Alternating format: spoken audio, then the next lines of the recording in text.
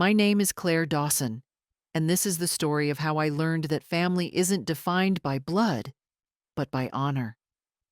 When my husband Marcus died in a plane crash 2 years ago, I thought I had lost everything. We were 34 and 36, too young to be thinking about death, too in love to imagine a future apart. Marcus was my best friend, my partner, my anchor in every storm. When he died, I felt like half of myself had been torn away, leaving nothing but a bleeding wound that would never fully heal. But Marcus left me something more precious than I realized at the time: a promise, a legacy, a small corner store in our quiet town that had been his grandfather's, then his father's, then his. A store that wasn't just a business, but a heartbeat in our community. A place where people came not just to buy milk and bread, but to connect, to share their stories, to receive kindness when the world felt too hard. Marcus and I had run that store together for 6 years. We knew every customer by name. We knew who was struggling to pay rent, who had just lost a job, who needed a friendly smile more than they needed groceries. We kept a jar on the counter, the Pay It Forward jar, where customers could donate money to help others buy necessities. Marcus had started it as a small gesture, but it had grown into something beautiful, something that embodied everything he believed about community and compassion. 3 weeks before he died, Marcus and I sat in that store after closing, drinking cheap wine and talking about the future. We were both tired. Running a small business is exhausting work, but we were happy. "You know what I want?" Marcus said, his arm around my shoulders as we sat on the floor behind the counter, the way we used to when we first fell in love. "I want this place to outlive us. When we're old and gray and ready to retire, I want to give it to the community. Turn it into a nonprofit, a place that serves people instead of profit." "That's a beautiful dream," I said. "It's more than a dream," he insisted. "Promise me, Claire, if anything ever happens to me, promise you'll make sure this store stays what it's meant to be. Don't let it become just another corporate chain or luxury condo. Keep it alive. Keep the heart of it beating." I laughed and kissed his temple. "Nothing's going to happen to you. We're going to grow old together and argue about whether to paint the front door blue or green." "Promise me anyway," he said, suddenly serious. "Promise me you'll protect this place." "I promise," I said, not knowing that 3 weeks later I would be standing at his funeral. That promise the only thing holding me together. Marcus died on a Tuesday morning. His small plane went down over the mountains during what should have been a routine business trip. The crash was instant, they told me. He didn't suffer. But I did. God, I did. At the funeral, people from our town filled the church until there was standing room only. Customers from the store, neighbors, people Marcus had helped over the years. They all came to say goodbye to a man who had made their lives a little bit easier, a little bit brighter. "He gave my kids free sandwiches when I lost my job," one woman told me, crying. "He never judged me for using food stamps," another said. "He treated me like a person, not a problem." "He helped me start my business," a young man shared. "Gave me advice, connected me with people, never asked for anything in return." Standing there, surrounded by the evidence of Marcus's kindness, I understood the weight of the promise I had made. This store wasn't just a building or a business. It was Marcus's legacy, his gift to the world, and I would protect it with everything I had. I didn't know then that the biggest threat to that legacy wouldn't come from corporate developers or economic downturns.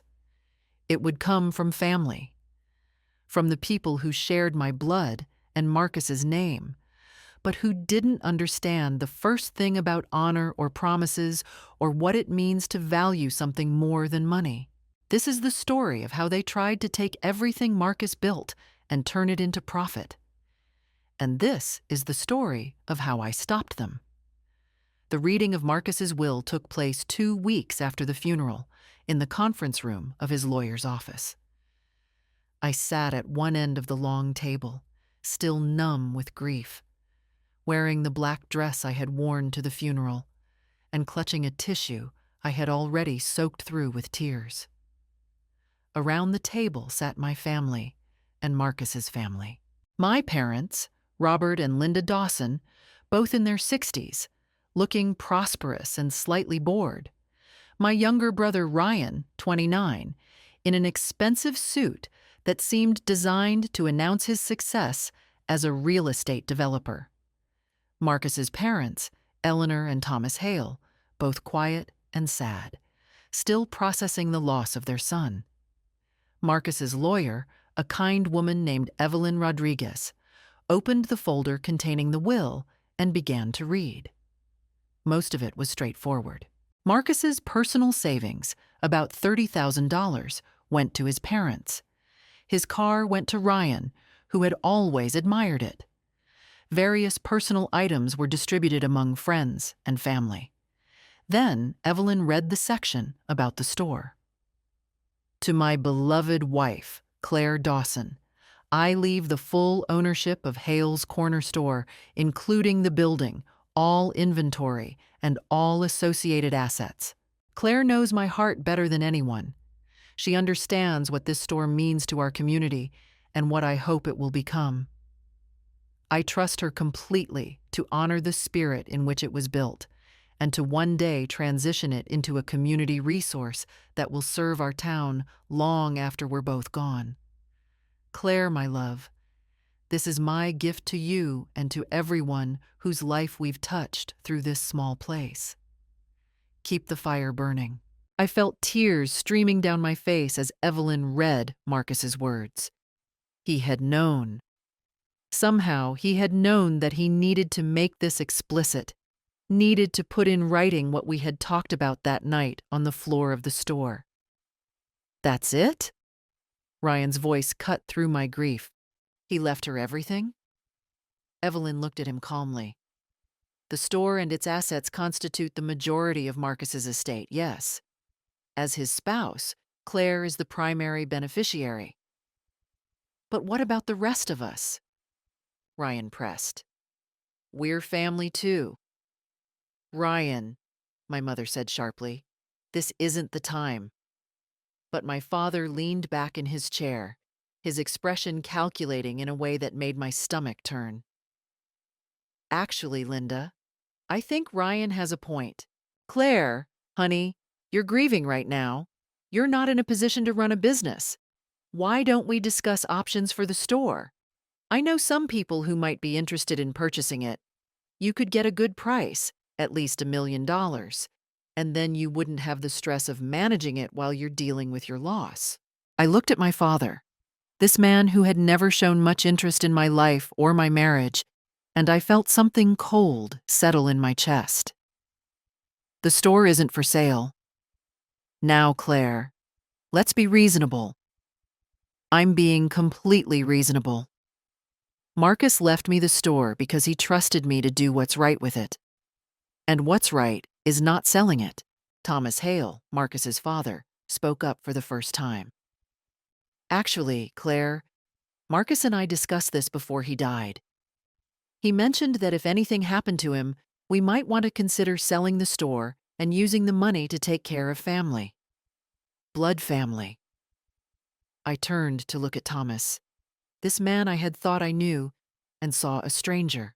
When did Marcus say that to you? A few months ago, we were discussing his will, and he wanted to make sure everyone would be taken care of. That's a lie, I said clearly. The room went silent. Excuse me? Thomas's face reddened. That's a lie, I repeated. Marcus would never have said that. 3 weeks before he died, he made me promise to keep this store for the community, to never let it become just another profit center. He wrote in his will that I know his heart. If he had wanted the store sold, he would have said so explicitly. "You're upset," Eleanor said gently. "You're not thinking clearly." "I'm thinking perfectly clearly. And I'm telling you all right now, the store stays. It stays as Marcus's legacy, as a community resource, exactly as he intended. Anyone who has a problem with that can leave." I stood up, gathered my purse, and walked toward the door. Before I left, I turned back to look at them all. My family, Marcus's family, all of them looking at me with varying degrees of anger and disappointment. "Marcus trusted me," I said. "That trust is worth more than any amount of money. I won't betray it." I walked out, leaving them sitting in that conference room, probably already planning how they would try to change my mind. The next few days were quiet. I threw myself into running the store, finding comfort in the familiar routines. Wake up early, open at 6, greet the morning regulars, restock shelves, handle the lunch rush, close at 8. Every day, the same rhythm that Marcus and I had shared. Customers offered their condolences. They told me stories about Marcus, made me laugh with memories I had forgotten, reminded me why this place mattered so much. "Your husband was a good man," Mrs. Chen, one of our oldest customers, told me as I rang up her groceries. "He never forgot that I liked ginger tea. Always kept it in stock just for me." "That was Marcus," I said, smiling through tears. "He remembered everything about everyone." "You're going to keep the store open, right?" she asked, and I heard the worry in her voice. "I heard your family talking about selling it." "The store isn't going anywhere," I assured her. "This is Marcus's legacy. I'm not going to let anyone take it away." She patted my hand. "Good. We need you here. We need this place." On the 5th day after the will reading, my brother Ryan showed up at the store during the afternoon lull. He was carrying a leather portfolio and wearing his most charming smile, the one he used when he wanted something. "Hey, sis," he said, leaning against the counter. "How are you holding up?" "I'm managing. Listen, I wanted to talk to you about something. Business proposition. I've got some investors who are very interested in this location. Prime real estate, you know. They're willing to pay $1.2 million for the property and business. Cash. You could be done with all this stress, take some time to grieve properly, travel, figure out your next chapter." "The store isn't for sale, Ryan." "Come on, Claire, be realistic. You can't run this place by yourself. You're drowning in grief. You've got no business experience." "I have 6 years of business experience running this store with Marcus." "And you're letting sentiment cloud your judgment. Marcus is gone. He wouldn't want you to sacrifice your future for a convenience store." I set down the inventory clipboard I had been holding and looked at my brother directly. "You didn't know him at all, did you?" "What?" "Marcus. You came to our wedding. You showed up for Christmas dinners. You acted like family, but you never actually knew him. You never understood what mattered to him." "I understood that he was a good guy who ran a small business. What else is there to know?" "Everything," I said. "Everything that made him who he was. This store wasn't just a business to Marcus. It was his way of taking care of people, of building community, of making the world a little bit better. He didn't measure success in dollars. He measured it in the number of people he could help." Ryan laughed, the sound bitter. "That's a lovely sentiment, Claire, but it doesn't pay the bills. How long do you think you can sustain this on pure idealism?" "As long as it takes." "You're being stubborn and stupid. Mom and Dad agree with me. So do Marcus's parents. We all think you should sell." "Then you're all wrong. Now please leave. I have customers to serve." Ryan slammed his portfolio on the counter. "You're making a mistake. $1 million mistake. Don't come crying to us when this place bankrupts you." He stormed out, and I stood there behind the counter, my hands shaking with anger and adrenaline. Mrs. Chen, who had been browsing the magazine rack and had heard everything, came up to the counter. "Your brother is a fool," she said matter-of-factly. "Some things are more valuable than money. Your husband knew that. You know it too." "Thank you, Mrs. Chen. Don't let them bully you. We're here for you. This whole community is here for you." I smiled at her, grateful for the reminder that family isn't just about blood. Sometimes the people who truly support you are the ones you choose, not the ones you're born to. That night, I sat in the store after closing, in the same spot where Marcus and I had sat when he made me promise to protect this place. I could almost feel him beside me, his arm around my shoulders, his voice gentle in my ear.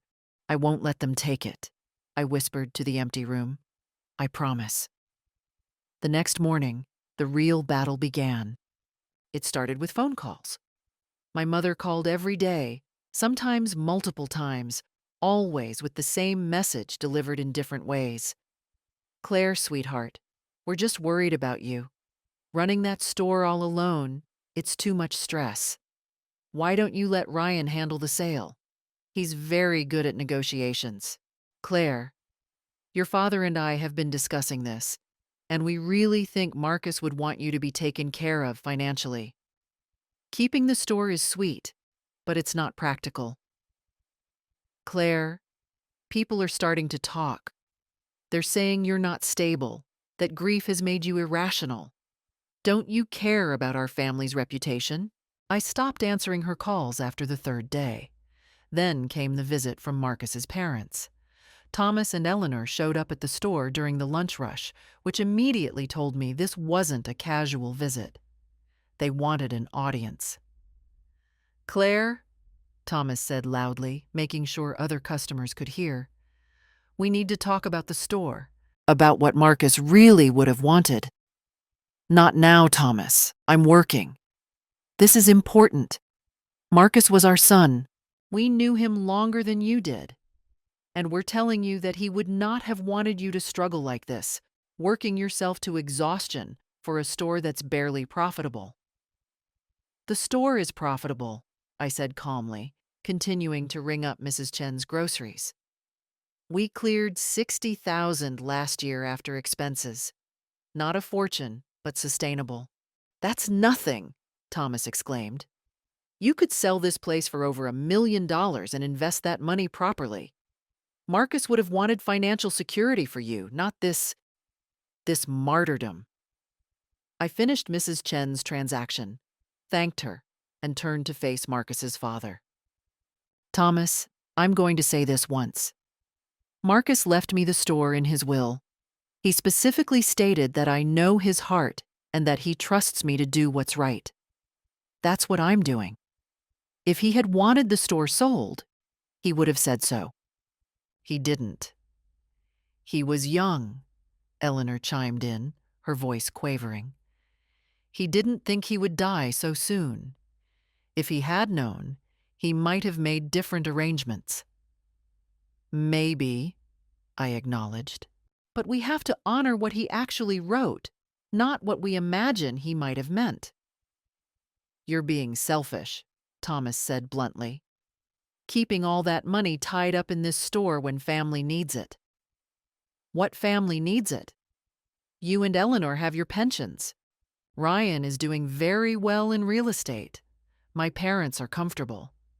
Who exactly needs this money?" Thomas sputtered, unable to come up with an answer that didn't reveal the truth. They were greedy.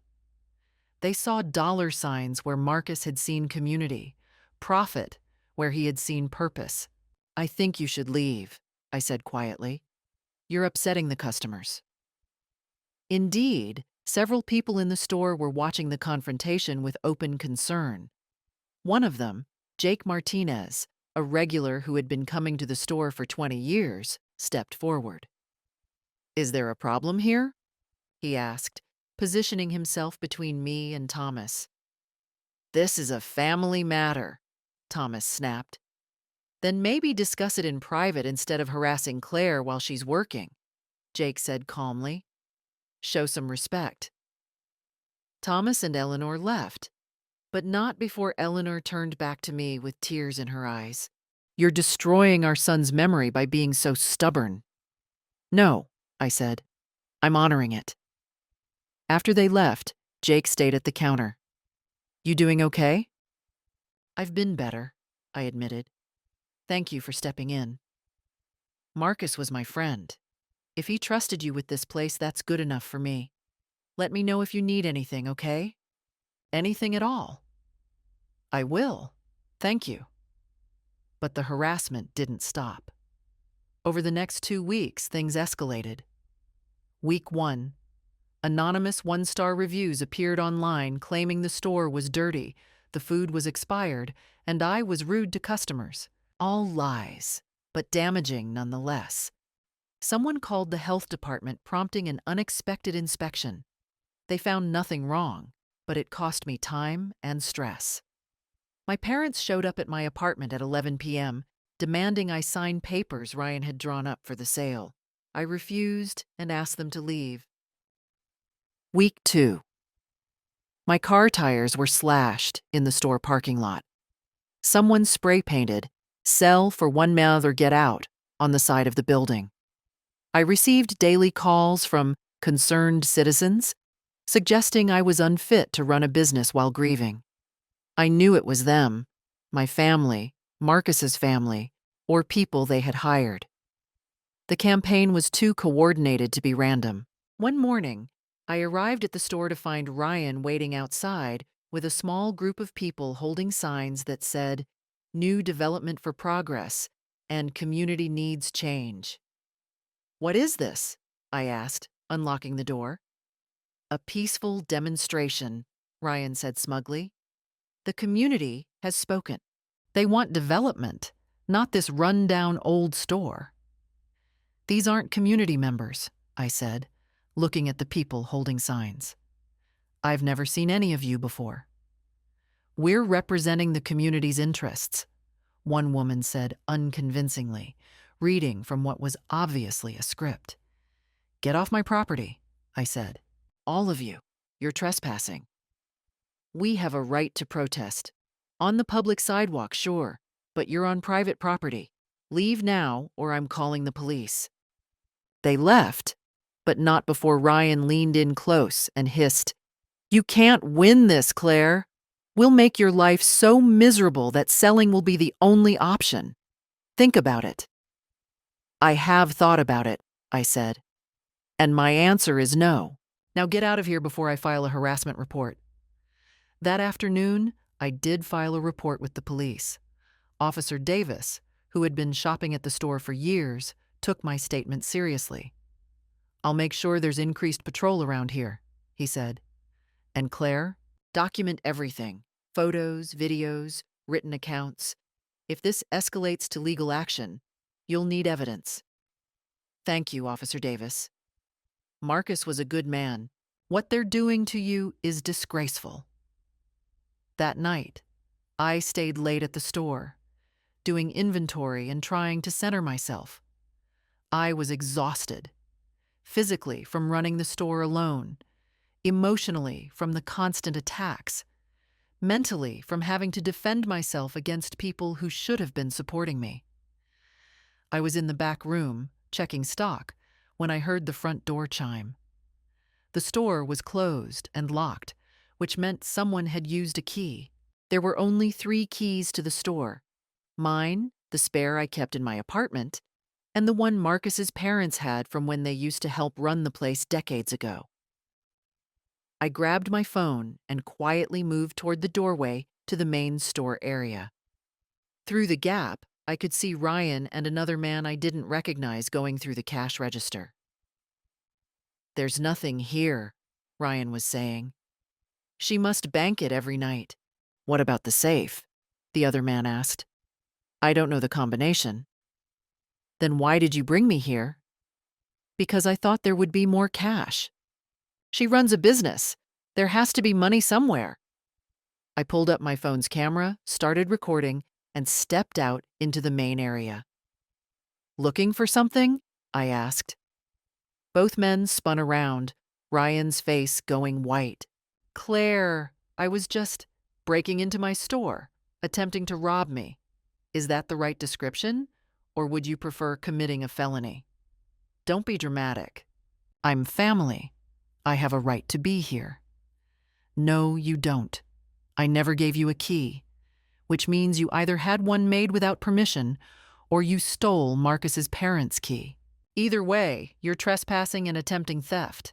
I have everything on video. I held up my phone to show them the recording. The man with Ryan immediately headed for the door. I'm out. You said this was legal. Wait! Ryan called after him, but the man was gone. Ryan turned back to me, his expression shifting from panic to anger. You wouldn't actually call the cops on your own brother. Watch me. I dialed 911, keeping the phone on speaker so he could hear. 911, what's your emergency? This is Claire Dawson at Hale's Corner Store, 423 Main Street. I've caught 2 men breaking into my store. One has fled, but one is still here. I need police assistance. Are you in danger, ma'am? I don't think so, but I'd like officers here as soon as possible. Units are on the way. Stay on the line. Ryan stared at me in disbelief. You're actually doing this. You broke into my store, Ryan. You tried to rob me. You've been harassing me for weeks, damaging my property, trying to destroy my business. Yes, I'm actually doing this. Family doesn't do this to family. You're right, I said coldly. Family doesn't do this to family, but apparently you're not family. You're just a greedy stranger who happens to share my DNA. Police arrived within 5 minutes. Officer Davis was among them, and his face darkened when he saw Ryan. Claire, are you all right? I'm fine. This is my brother Ryan Dawson. I caught him breaking into the store with another man.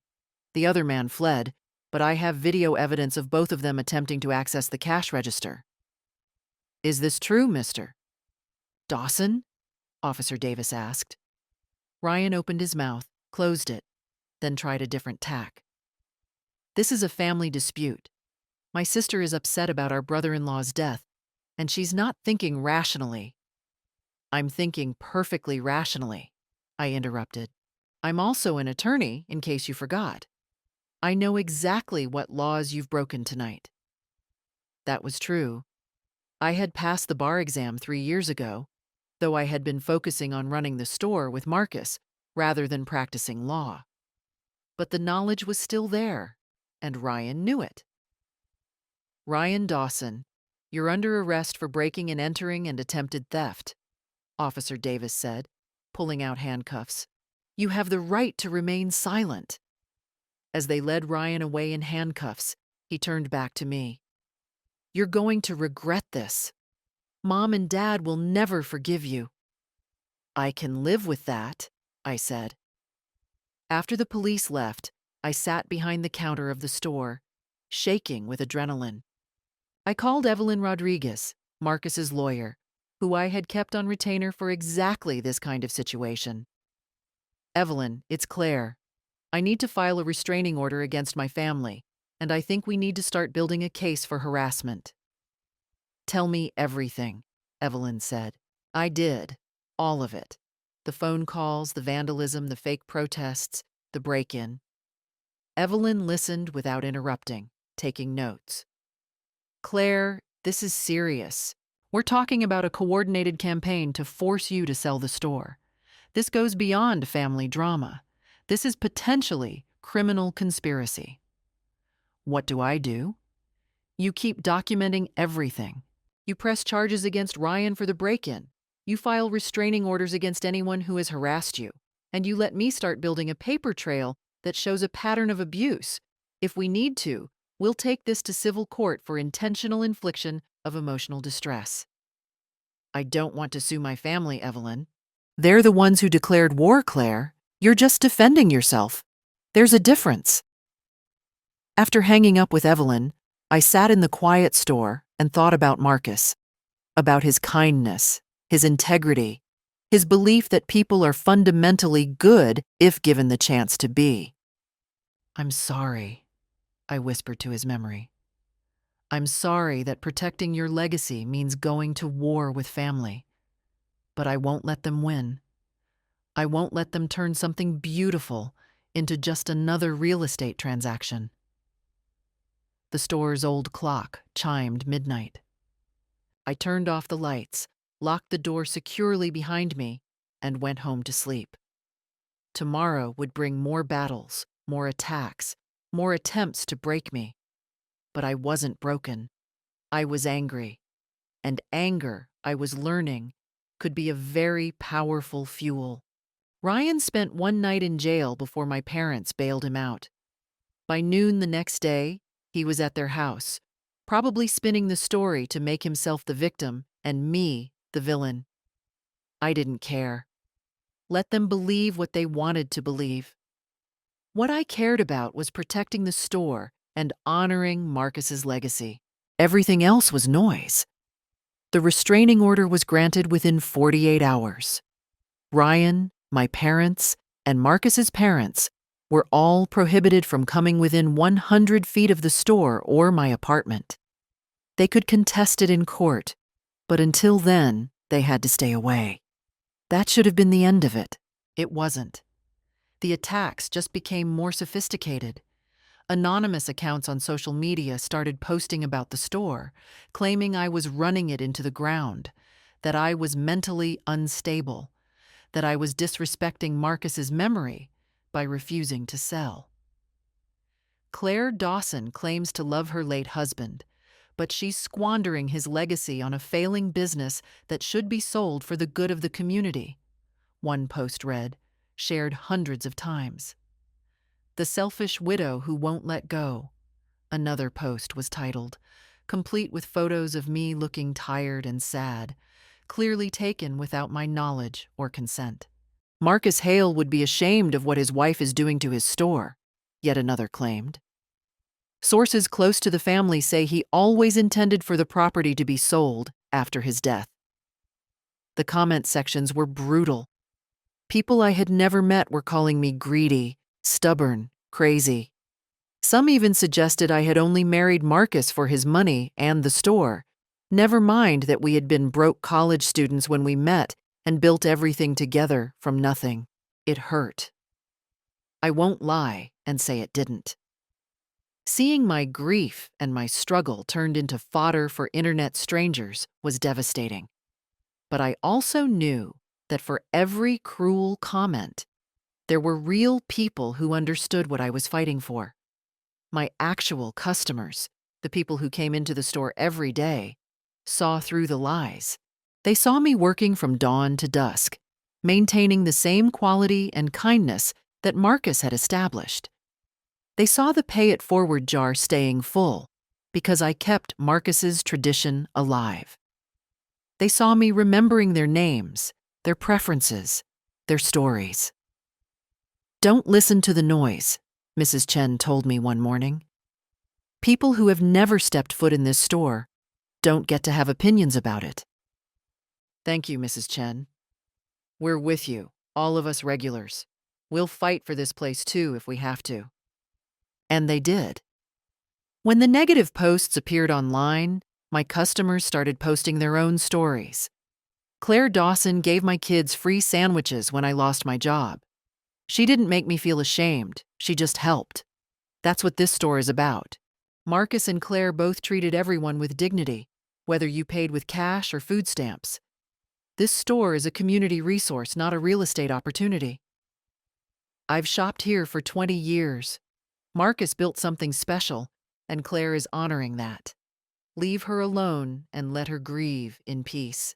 The social media battle raged for 2 weeks, with my family and their allies on one side and my customers and supporters on the other. I tried to stay out of it, focusing on running the store and keeping my head down. Then someone escalated things again. I arrived at the store one morning to find the front window smashed.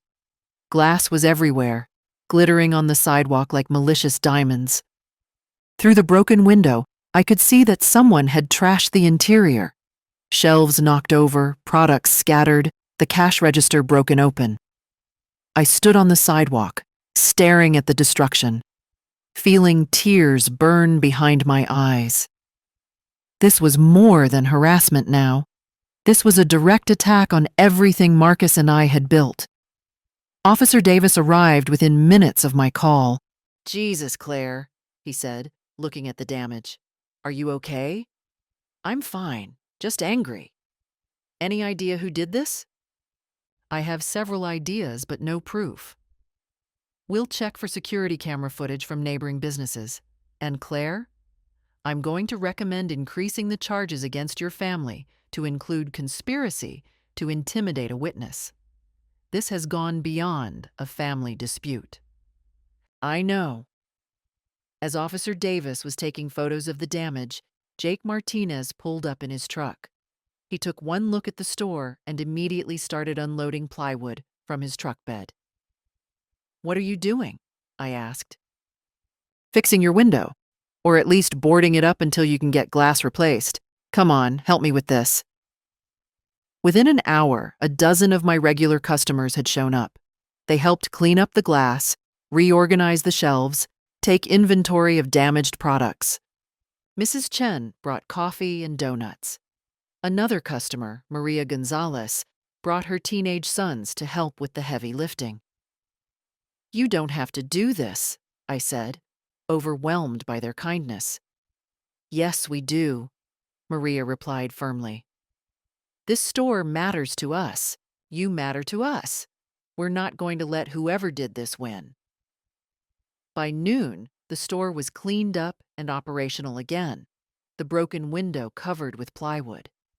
I had a line of customers waiting to shop, all of them there to show their support rather than because they actually needed groceries. "Marcus would be proud of you," Jake said as he finished securing the last piece of plywood. "You're fighting for what matters. That takes guts." "I'm just keeping a promise. That's what makes it brave." That afternoon, Evelyn called with news. "Claire, the police found security footage from the pharmacy across the street. You can clearly see Ryan and another man breaking your window and entering the store. They wore hoodies, but facial recognition software matched Ryan. The police are bringing him in for questioning." "Good. There's more. That coordinated social media campaign? I've been investigating, and it appears to have been organized by your parents. They hired a PR firm to create negative content about you in the store. The firm kept records of all communications. We can prove this was deliberate harassment." "What does that mean legally?" "It means we can file a lawsuit for intentional infliction of emotional distress, defamation, and conspiracy to interfere with your business. We can also add charges related to the vandalism. Claire, we can take them down. Can take all of them." I sat in the back office of the store, looking at the photo of Marcus I kept on the desk. He was smiling in the picture, his arm around me, both of us laughing at something. We looked so happy, so young, so unaware of what was coming. "Do it," I said to Evelyn. "File everything. I'm done being defensive. It's time to fight back." "Are you sure? Going after your parents and in-laws. This will be ugly." "They made it ugly when they decided money was more important than honoring Marcus's memory. I'm just finishing what they started." That evening, after closing the store, I sat behind the counter and wrote a social media post of my own. My name is Claire Dawson. 2 months ago, I lost my husband Marcus in a plane crash. He left me his store, not because it's worth a lot of money, but because he knew I would protect what it represents: community, compassion, and the belief that some things matter more than profit. Since his death, members of my family and his family have been harassing me, vandalizing the store, spreading lies online, and attempting to force me to sell this place for their own financial gain. They've broken into the store, destroyed property, and tried to make me look mentally unstable so they could claim I'm not fit to run a business. I'm speaking up now because silence has gotten me nowhere. The store will remain open. It will remain a community resource, and I will fight to protect it using every legal means available to me. Marcus made me promise to keep the fire burning. I intend to keep that promise, no matter who tries to extinguish it. If you've been affected by the lies spread about me in this store, I apologize. The truth is simple. I'm a widow trying to honor her husband's legacy. That's all this has ever been about. To my family, you will not win. Marcus trusted me, and I will not betray that trust. Not for money, not for peace, not for anything. If you want to continue this fight, we'll see each other in court. I posted it to all my social media accounts and went home. By morning, the post had been shared over 10,000 times. The response was overwhelmingly supportive. People from across the country were commenting, sharing their own stories of small businesses destroyed by greed, of family members who valued money over relationships. A local news station reached out, asking if I would do an interview. I agreed. The segment aired 2 days later. The reporter, a woman named Jennifer Park, had done her research. She interviewed me, but she also interviewed my customers, Officer Davis, and even got comment from Evelyn about the legal action we were pursuing. This is a story about a young widow trying to honor her husband's memory, Jennifer said to the camera, and a family that seems more interested in profit than in respecting his wishes. The question viewers have to ask themselves is, what matters more, money or principle? The segment showed footage of the store, of me serving customers with kindness, of the pay-it-forward jar that Marcus had started. It showed my customers talking about what the store meant to them. It showed the vandalism, the negative social media campaign, and mentioned the criminal charges pending against Ryan. My family did not come off well. The day after the segment aired, I received a certified letter from my parents' attorney. They were threatening to sue me for defamation. I forwarded it to Evelyn with a simple message. See you in court. The day after that, Marcus's parents sent a letter of their own, but this one was different. Dear Claire, we owe you an apology.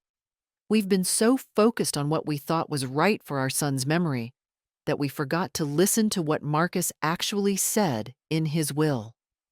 Thomas was wrong to claim Marcus wanted the store sold. Marcus never said that to us. Thomas was just hoping it was true because he thought money would solve everyone's problems. But watching you fight for what Marcus built, watching you stand up to all of us, we realize that you're doing exactly what Marcus would have done. You're protecting something that matters, regardless of the cost. We're dropping out of this fight. We won't support your parents or Ryan anymore, and will testify on your behalf if needed. Marcus chose well when he married you. We're sorry it took us this long to see it. With love and regret, Eleanor and Thomas Hale. I read the letter 3 times, crying harder each time. It didn't fix everything. They had still hurt me, still tried to take the store, but it was a start. I called Eleanor that evening. Thank you for the letter, I said. We should have sent it weeks ago, Eleanor replied, her voice thick with emotion. Claire, I'm so sorry. I let my grief cloud my judgment. Marcus loved you completely, and he trusted you completely. I should have too. It's not too late to be family, I said. Real family, based on respect instead of expectations. I'd like that. Me too. We talked for an hour, and by the end of it, I felt like I had my mother-in-law back. Not everything was fixed, but we had started the process of healing. The battle wasn't over. Ryan was still facing charges, my parents were still threatening legal action, and there was a long road ahead. But for the first time since Marcus died, I felt like I wasn't fighting alone. The community was behind me. Eleanor and Thomas were behind me. And Marcus's. The legal proceedings moved faster than I expected. Ryan was charged with breaking and entering, attempted theft, vandalism, and conspiracy. My parents were named in civil suits for defamation, intentional infliction of emotional distress, and harassment. The criminal trial for Ryan came first, scheduled for 6 weeks after his arrest. Evelyn prepared me thoroughly for my testimony, going over every detail of what had happened. They're going to try to paint you as an emotional, grieving widow who can't think rationally, Evelyn warned. Stay calm, stick to the facts, and don't let them provoke you into an emotional response. I can do that. I've spent the last year dealing with them. I know how they operate. Good. Remember, this isn't about revenge. It's about justice and protecting what's yours. The courtroom was smaller than I expected. Ryan sat at the defense table with his lawyer, a smooth-talking man named Brad Morrison, who specialized in making privileged defendants look sympathetic. My parents sat in the gallery behind Ryan, both dressed in expensive clothing and looking appropriately concerned. Marcus's parents sat on my side of the courtroom, with Eleanor reaching over to squeeze my hand before the proceedings began. "We're with you," she whispered. The prosecution presented their case methodically. Security footage showing Ryan breaking the window. My testimony about finding him in the store with another man. The pattern of harassment leading up to the break-in. Physical evidence linking Ryan to the vandalism. When it was my turn to testify, I walked to the stand with my head held high. I was sworn in and took my seat, looking directly at the jury as I had been coached to do. The prosecutor, a woman named Rachel Stone, began with gentle questions. "Mrs. Dawson, can you tell us about your relationship with the defendant?" "Ryan is my younger brother. We were close growing up, but we drifted apart as adults. He focused on his real estate business, and I focused on running the store with my husband Marcus." "When did your relationship with your brother change dramatically?" "After my husband died and I inherited the store. Ryan wanted me to sell it. I refused." "Why did you refuse?" "Because Marcus and I had made plans for the store. We wanted it to eventually become a community resource, a non-profit that would serve the town. Marcus made me promise to protect that vision. Selling the store would betray everything he believed in." "How did Ryan react when you refused to sell?" "At first, he tried to convince me it was the logical choice. When that didn't work, he started a campaign to force me to sell. He spread lies about me online, organized fake protests, vandalized the store, and ultimately broke in attempting to steal from the cash register." "That must have been frightening for you." "It was. But more than frightening, it was heartbreaking. This was my brother, someone who should have been supporting me through grief, instead trying to rob me." When it was the defense attorney's turn, he came out swinging. "Mrs. Dawson, isn't it true that you've been under significant emotional stress since your husband's death?" "I've been grieving, yes, but I'm not impaired. I've continued to successfully run a business, manage finances, and make rational decisions." "Have you sought counseling for your grief?" "Yes, I have. I see a therapist weekly." "And has your therapist diagnosed you with any conditions?" "Grief is not a mental illness, Mr. Morrison. It's a natural response to loss." "Please answer the question. Has your therapist diagnosed you with any conditions?" "No. She has not diagnosed me with anything except normal bereavement." "So you would say you're thinking clearly?" "Completely clearly." "Then can you explain why you would choose to prosecute your own brother over what amounts to a family dispute?" Does that seem like clear thinking to you? I looked at Ryan, who was avoiding my eyes, and then back at the lawyer. This isn't a family dispute, Mr. Morrison. This is a crime. If a stranger had broken into my store, smashed my window, and attempted to rob me, would you call that a family dispute? No. You'd call it what it is: breaking and entering. The fact that the criminal happens to be my brother doesn't change the nature of the crime. But surely family should show mercy to family. Family should show respect to family first. Mercy comes after respect. My brother showed me no respect when he harassed me, vandalized my business, and broke into my store. I'm simply asking that he face the consequences of his actions. The attorney tried several more times to shake my testimony, but I held firm. I had the truth on my side, and the truth was simple. Ryan had broken the law. When the prosecution rested, they called several other witnesses. Officer Davis testified about the evidence he had collected. Jake Martinez testified about seeing my family harass me at the store. Mrs. Chen testified about the fake protesters Ryan had organized. The defense tried to paint Ryan as a concerned brother who had made some poor choices out of worry for his sister. But the video evidence was damning. You couldn't watch Ryan smashing a window and claim he was acting out of brotherly concern. The jury deliberated for less than 3 hours. On the charge of breaking and entering, how do you find? Guilty. On the charge of attempted theft? Guilty. On the charge of vandalism? Guilty. On the charge of conspiracy? Guilty. Ryan's face went white.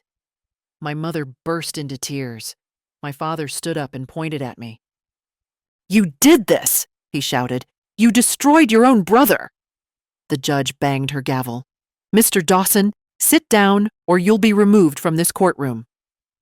My father sat, but continued glaring at me with such hatred that I almost didn't recognize him. The judge addressed Ryan directly. "Mr. Dawson, you have been found guilty of multiple crimes against your own sister while she was grieving the loss of her husband. This is particularly egregious behavior. I'm sentencing you to 18 months in county jail, 3 years probation upon release, and restitution for all damages to Mrs. Dawson's property.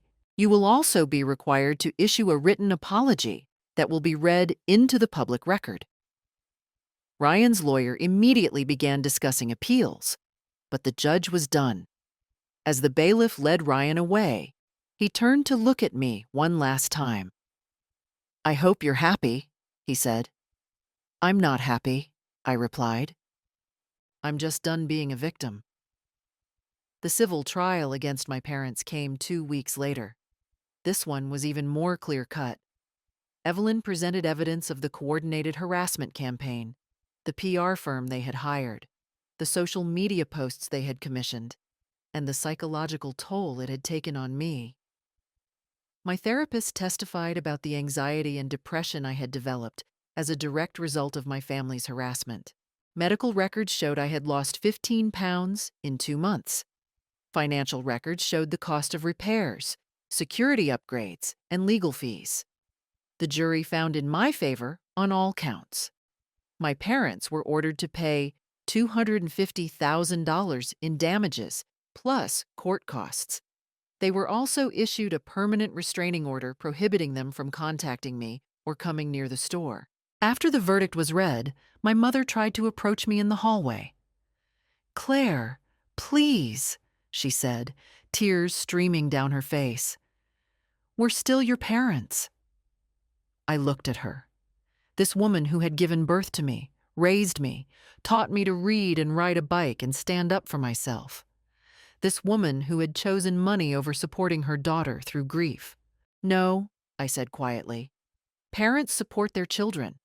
Parents respect their children's decisions. Parents don't wage psychological warfare when they don't get their way. You might have given birth to me, but you stopped being my parent when you sided with Ryan over me.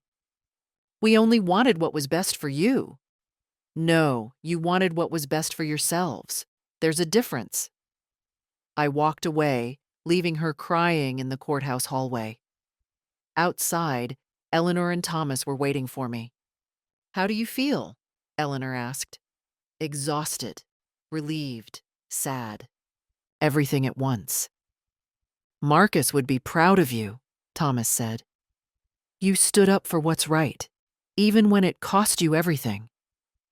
Thank you for being here, for testifying, for believing me." "We're family," Eleanor said simply. "The kind of family that matters, the kind built on respect and love, not blood and obligation." She hugged me, and I let myself cry into her shoulder for the first time since the whole ordeal began. "It's over now," she murmured. "You won. You protected Marcus's legacy." "I kept my promise," I said. "Yes, you did." That evening, I went back to the store. I had closed it for the day due to the trial, but I wanted to be there, wanted to sit in the place Marcus and I had built together. I sat behind the counter, in the dim light from the street lamps outside, and looked around at the shelves full of products, the coolers humming, the pay-it-forward jar still sitting in its place of honor. "I did it," I whispered to Marcus's memory. "I kept the store. I protected what you built. It wasn't easy, and it cost me my family, but I kept my promise." I felt no response, of course. Marcus was gone, and nothing could bring him back. But sitting there in the store we had loved, I felt a sense of peace I hadn't experienced since before his death. The fight was over, the store was safe, and Marcus's legacy would continue. 6 months after the trials ended, life had settled into a new normal. Ryan was serving his sentence. My parents had moved to another state, unwilling to face the judgment of the community that had witnessed their actions. I hadn't spoken to them since the civil trial, and I had no plans to reach out. Some people might call that sad. I called it healthy boundaries. The store was thriving. The publicity from the trials had brought in new customers, people who wanted to support the widow who fought for her husband's legacy. But more importantly, the regular customers had never left. They had stood by me through everything, and I would never forget that loyalty. Eleanor and Thomas visited twice a week, helping with inventory, and often staying for lunch. We had built a relationship based on mutual respect and genuine affection, the kind of family bond that Marcus would have wanted. One Thursday afternoon in late summer, a severe thunderstorm rolled through town.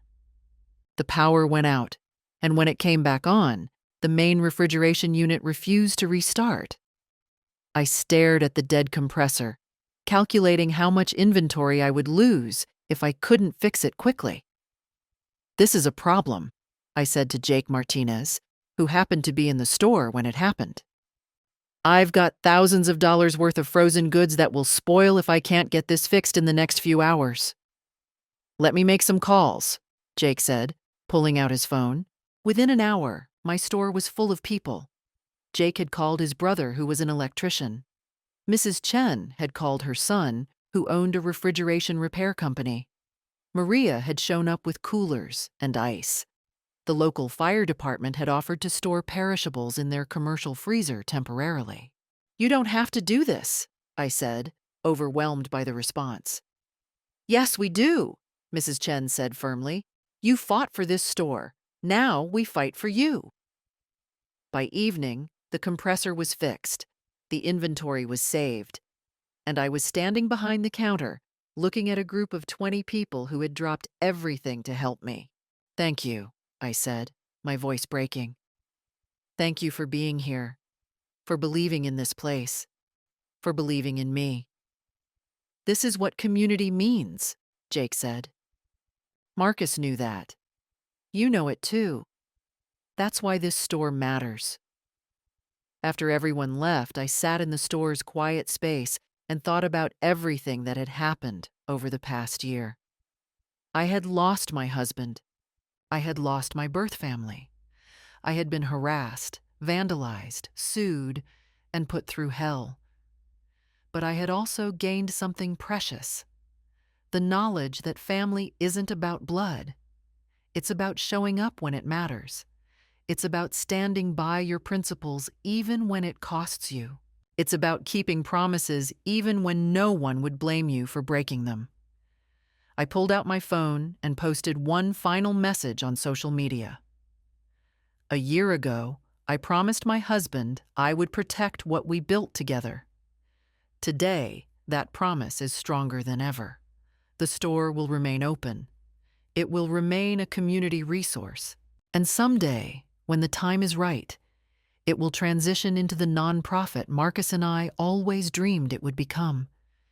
To everyone who stood by me through the darkest year of my life, thank you. You showed me what real family looks like. To my husband, Marcus, I kept the fire burning. I kept my promise. I hope, wherever you are, you're proud of what we've protected together. The post received thousands of supportive comments, but more importantly, the next morning, a lawyer named Samuel Park came into the store with a proposal. Mrs. Dawson, I represent the Harlow Foundation. We're a nonprofit organization that helps transition small businesses into community resources. I read about your situation and your vision for eventually making this store a nonprofit. We'd like to help you develop a plan for that transition, with no pressure on timeline. We're here to support your vision, not push our own agenda. I looked at this stranger who was offering to help me fulfill the promise I had made to Marcus, and I felt tears prick my eyes. I'd like that very much, I said. Over the next 6 months, Samuel and I worked together to develop a plan. The store would continue to operate as a for-profit business under my management, but we would gradually build up a nonprofit structure alongside it. When I was ready, whether that was in 5 years or 20, the store would transition to community ownership, ensuring it would serve the town for generations to come. We established a board of directors that included Eleanor, Jake, Mrs. Chen, and several other community members. We set up programs to provide free groceries to families in need. We expanded the Pay It Forward jar into a formal mutual aid fund. The store became more than just a place to buy milk and bread. It became proof that honoring someone's legacy doesn't have to mean sacrificing yourself. It became proof that fighting for what's right is worth it, even when the cost is high. It became proof that family is something you choose, not something you're born into. One evening, 2 years after Marcus's death, I was closing up the store when Eleanor came in. "I wanted to give you this," she said, handing me a small box. Inside was Marcus's grandfather's pocket watch, the one Marcus had treasured but had been stored at his parents' house. "We want you to have it," Eleanor said, "to remember that you're carrying on a legacy that started long before Marcus and that will continue long after all of us are gone." I held the watch carefully, feeling its weight in my palm. "Thank you. This means everything." "No, Claire. Thank you. Thank you for loving our son. Thank you for honoring his memory. Thank you for being exactly the person he believed you were." After she left, I stood in the store holding that watch, thinking about legacy and promises and the weight of love. On the wall, I had hung a photograph of Marcus taken a month before he died.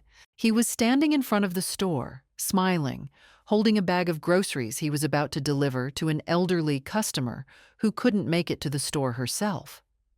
It was who he was, someone who saw a need and filled it without asking for recognition or reward. Below the photograph, I had placed a small plaque with the words from his will: "Keep the fire burning." I looked at that photograph every day, drawing strength from his smile, his kindness, his belief that ordinary people could do extraordinary things if they cared enough to try. "I'm keeping the fire burning," I said to his image. "I'm keeping my promise." The store's old clock chimed 7. I locked the door, turned off most of the lights, and headed home. Tomorrow would bring new customers, new challenges, new opportunities to serve the community Marcus had loved. But tonight, I allowed myself to feel proud. Proud of what I had protected. Proud of what I had built. Proud of the fact that when my family had tried to turn Marcus's legacy into profit, I had stood my ground and won. Not with violence or revenge, but with integrity and determination. With community support and legal justice. With the quiet strength that comes from knowing you're doing the right thing, even when the right thing is hard. 3 years after Marcus's death, on what would have been his 40th birthday, we held a ceremony at the store. The town gathered to witness the official transition of Hale's Corner Store into the Marcus Hale Community Resource Center, a nonprofit dedicated to serving the community in perpetuity. I stood at the front of the crowd, with Eleanor and Thomas beside me, and spoke about the man who had believed a small store could change lives.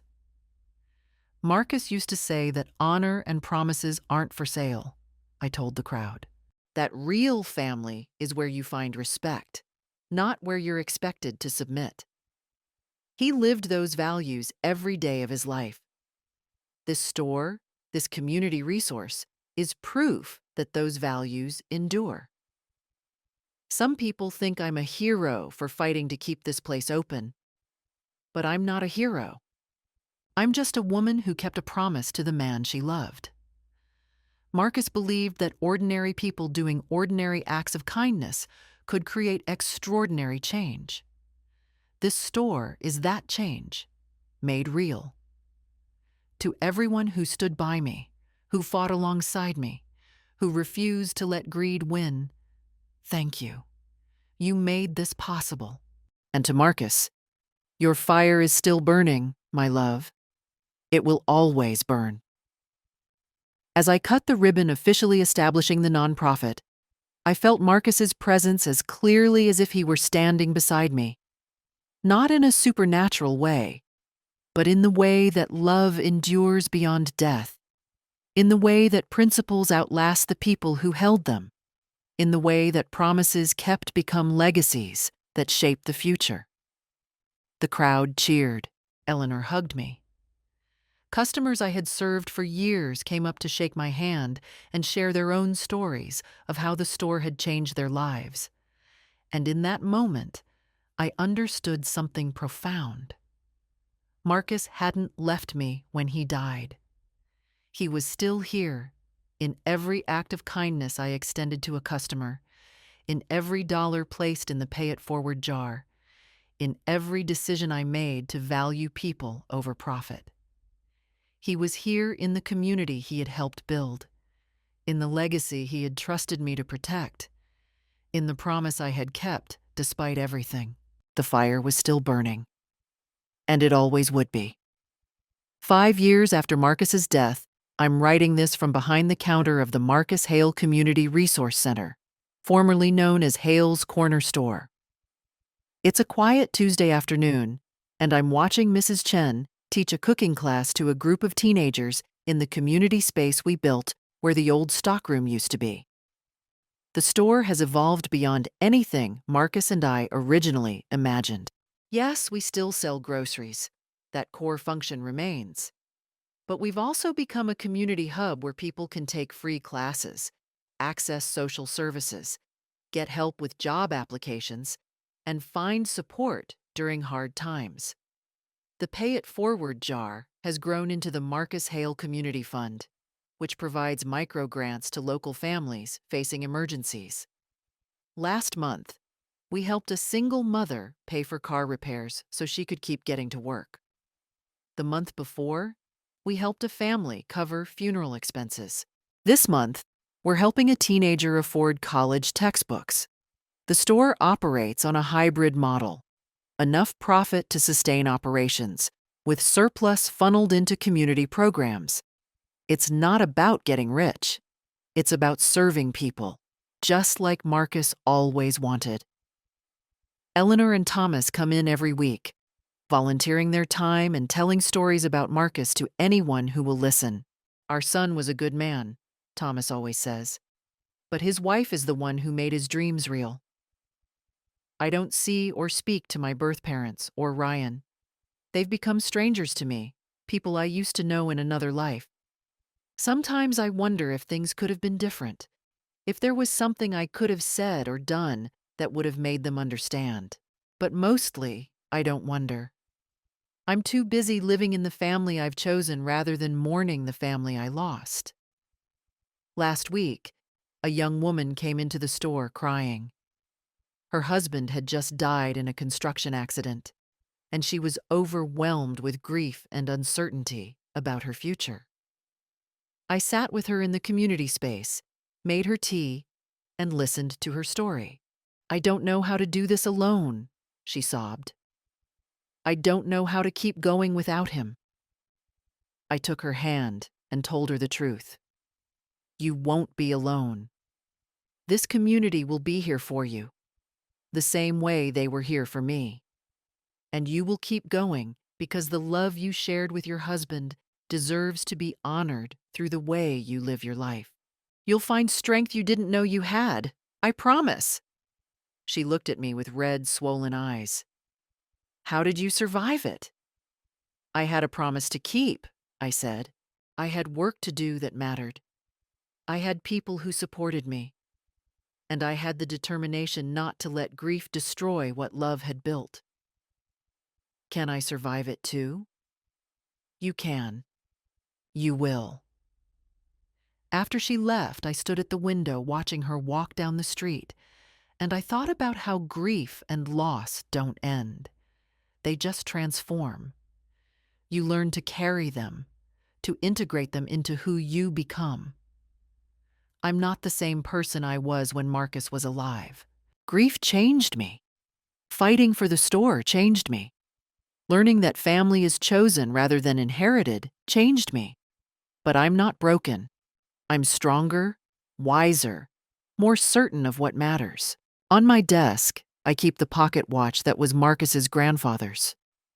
Every day I wind it, keeping time moving forward while honoring what came before. On the wall, I keep that photograph of Marcus smiling in front of the store. Below it, the plaque that says, "Keep the fire burning." I've kept that fire burning for 5 years now, and I'll keep it burning for as long as I'm able, and then I'll hand it off to the next generation of people who understand that some things, like honor and promises and real community, are worth fighting for.